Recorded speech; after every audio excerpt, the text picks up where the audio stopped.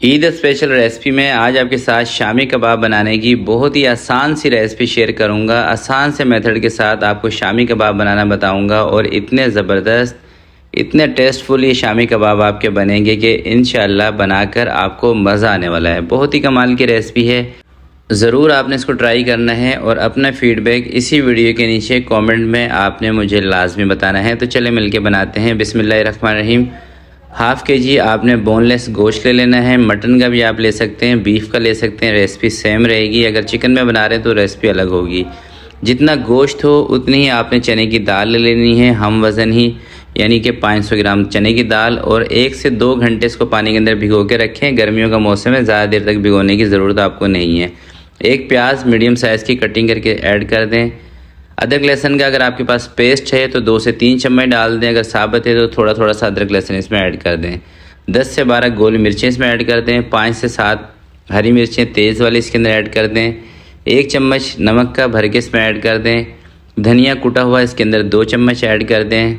धनिया कुटा हुआ हो या साबुत हो, पाउडर का इस्तेमाल नहीं करना। ज़ीरा साबुत 1.5 चम्मच इसके अंदर आपने ऐड कर देना है। गरम मसाला पाउडर आधा चम्मच, जो घर का बना हुआ गरम मसाला है वो आपने लेना है। और गरम मसाले की एक बहुत ही ज़बरदस्त किस्म की वीडियो में आपको बता भी चुका हूँ। और ये गरम मसाला अगर आप खुद नहीं बनाना चाहते तो आप हमारे ऑनलाइन स्टोर से भी गरम मसाला मंगवा सकते हैं। तमाम चीज़ों को अच्छी तरीके से मिक्स करने के बाद आपने इसके ऊपर कवर लगा देना है। 2 मिनट के लिए, 2 से 3 मिनट के लिए चूल्हा तेज़ करना है ताकि इसके अंदर सीटी बजना स्टार्ट हो जाए। जैसे सीटी बजना स्टार्ट हो जाएगी उसके बाद आपने फ्लेम कम कर देना है और हल्की आंच पे 25 से 30 मिनट के दरमियान इसको आपने कुक करना है। उसके बाद जैसे गोश्त गल जाएगा कवर आपने हटा के, अगर पानी होगा तो 2 मिनट पका के आपने पानी इसका ड्राई कर लेना है। 25 से 30 मिनट के अंदर गोश्त बहुत ज़बरदस्त गल जाता है, ठीक है।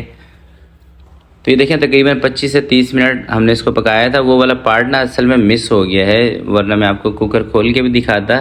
ये वही कुकर है, वही मसाला है और हल्का सा इसके अंदर पानी था जिसको हमने चूल्हे के ऊपर ना 2 मिनट रख के पकाया, तो ये इस कंडीशन में आ गया, ठीक है। और जब ये मसाला ठंडा हो जाएगा ना उसके बाद आपने इसको चॉपर के अंदर डाल लेना है।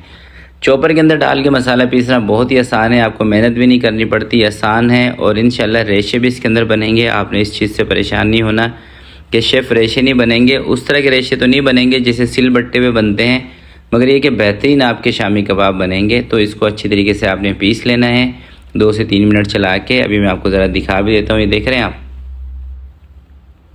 कितने ज़बरदस्त रेशे इसके अंदर से नज़र आ रहे हैं।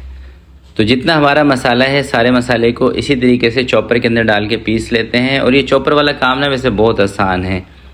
गर्मियाँ हैं आजकल, गर्मियों के अंदर सिलबट्टे के ऊपर पीसते हुए ज़रा हालत हो जाती है, इसलिए बेहतर ये है कि आप, अगर आपके पास इस तरह का चॉपर है तो इसका इस्तेमाल करें। अगर चॉपर नहीं है तो फिर मजबूरन आप इसको सिलबट्टे पे या कूंडी डंडे में डाल के पीस सकते हैं। तो मसाला पीसने के बाद जब ये बिल्कुल ठंडा हो जाएगा उसके बाद इसके हम कबाब बनाएंगे। तो ये देखिए मसाला हमारा बिल्कुल ठंडा हो चुका है। तो इसको हम दूसरे बर्तन के अंदर ट्रांसफ़र कर लेते हैं, बड़े बर्तन के अंदर, ताकि जब हम इसकी मिक्सिंग करें और चीज़ें इसके अंदर ऐड करें तो बाहर ना गिरे, ठीक है। अदरक इसके अंदर से निकाल देते हैं, देख रहे हैं। अदरक के बड़े टुकड़े हों तो निकाल दें, लहसुन के बड़े टुकड़े हों तो वो भी आप इसके अंदर से निकाल दें। और कोई खड़ा गरम मसाला आपको नज़र आए वो भी आप इसके अंदर से निकाल दें, क्योंकि इन चीज़ों का सिर्फ हमें फ्लेवर चाहिए होता है, ठीक है। अब आपने क्या करना है कि इसके अंदर कुछ सब्ज़ियाँ ऐड करनी है। हरी मिर्चें 2 से 3 बारीक बारीक कटिंग करके, जो कम तेज़ वाली है वो आप इसके अंदर ऐड कर दें। एक बड़े साइज़ की प्याज चॉप करके ऐड कर दें। थोड़ा सा आप इसके अंदर धनिया, थोड़ा सा पुदीना बारीक बारीक कटिंग करके ऐड कर देना है आपने। और एक आपने इसके अंदर अंडा ऐड कर देना है, ठीक है। और यहाँ पे एक चीज़ मैं आपको और बता देता हूँ कि अगर आप ये शामी कबाब बना के रखना चाहते हैं, स्टोर करना चाहते हैं, आप समझते हैं कि मैं 1 महीने या 15-20 दिन में इनको बना के रखूँ, तो फिर आपने 2 काम करने हैं। एक तो प्याज इसके अंदर नहीं डालनी है और दूसरा आपने इसके बीच में ना कच्चा अंडा नहीं डालना, क्योंकि कच्चे अंडे से और प्याज से ये कबाब आपके ख़राब हो सकते हैं अगर आप इसको लंबे अरसे तक स्टोर करना चाहते हैं। तो आप कहेंगे कि शेफ़ अगर इसके बीच में हम अंडा नहीं डालेंगे तो फ्राई के टाइम ये टूट जाएंगे। भैया आपने इसको फ्राई करने का फिर तरीका थोड़ा सा डिफरेंट अपनाना है। आपने ये करना है कि इसको अंडा लगा के फ्राई करना है, ठीक है। कबाब बना के रख लें, अंडा लगा के फ्राई करेंगे ये नहीं टूटेंगे। तो हमें तो इसको 2 से 4 दिन के अंदर इस्तेमाल कर लेना है, इसलिए इसके अंदर मैंने प्याज और अंडा डाल दिया है। और यकीन करें इतने मज़ेदार कबाब अगर आपके घर पे हों तो 2 से 4 दिन से ज़्यादा इन्होंने रुकना भी नहीं है। बाकी दोनों सूरतें मैंने आपको बता दी हैं। अगर आपने इनको जल्दी इस्तेमाल करना है 2 से 4 दिन में, 5 दिन में, फिर अंडा प्याज आप डाल दें। अगर ज़्यादा टाइम तक रखना है फिर अंडा और प्याज दोनों चीज़ों का स्किप कर दें। कबाब बनाने के लिए अगर आपके पास कोई टूल है, कोई सांचा है, उससे बना लें, या मैनुअली हाथ से भी इस तरह से आप बना सकते हैं कबाब।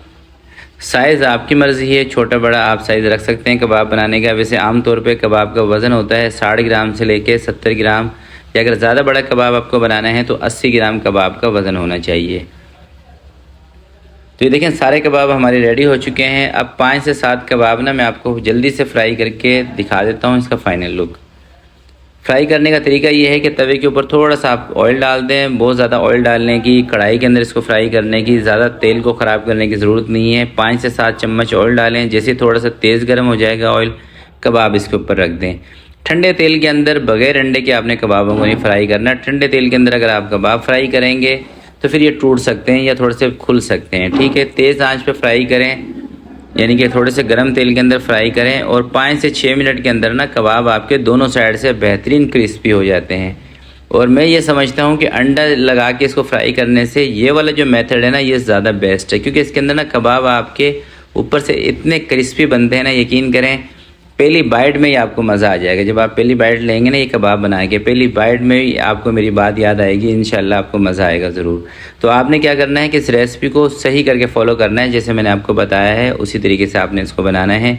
इंशाल्लाह कबाब अच्छे बनेंगे, उसकी गारंटी मेरी है।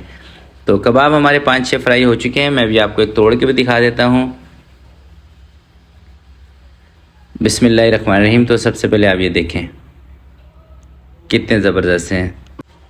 तो आज के लिए इतने ही। आपसे मिलते हैं किसी नेक्स्ट वीडियो में। तब तक के लिए अपना बहुत सारा ख्याल रखिएगा, अपने वालिदैन का ख्याल रखिएगा। अल्लाह हाफिज़।